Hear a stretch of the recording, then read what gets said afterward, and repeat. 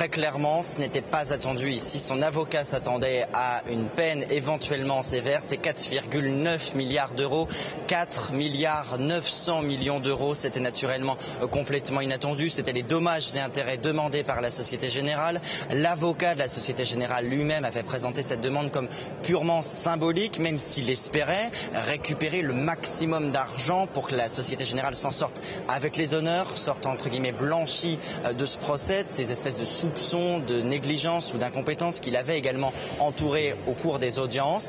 Très concrètement, 4,9 milliards d'euros. Il faut bien évidemment s'en rendre compte, ce n'est pas humainement payable pour Jérôme Kerviel. Cela représenterait, d'après certains calculs, jusqu'à 17 000 ans de paiement s'il y consacrait l'ensemble de son salaire actuel. Il va donc naturellement y avoir des aménagements, mais la symbolique est très très forte. Jérôme Kerviel est reconnu coupable et entièrement responsable de la perte de la Société Générale. Il doit donc rembourser comme rembourserait n'importe quel autre criminel.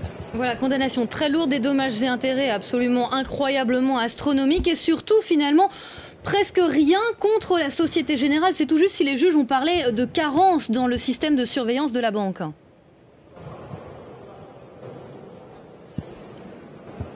Exactement, car on le rappelle, cette Société Générale, elle était partie civile au procès, c'est-à-dire victime d'une certaine manière. Pendant les audiences, effectivement, de nombreux experts, par moments également le ministère public, le parquet, donc, a pointé les négligences dans l'organisation des contrôles au sein de la Société Générale. La banque avait d'ailleurs fait l'objet d'une amende de 4 millions d'euros par la commission bancaire. C'était précédemment dans le dossier, rien à voir avec cette procédure judiciaire aujourd'hui. Les négligences, les incompétences, les défauts dans les procédures de contrôle sont donc là aussi établis, mais elles ne faisaient pas partie de la procédure aujourd'hui traitée par le tribunal correctionnel. En tout cas, ces 4,9 milliards d'euros sont donc entièrement imputés quant à leur perte à Jérôme Kerviel.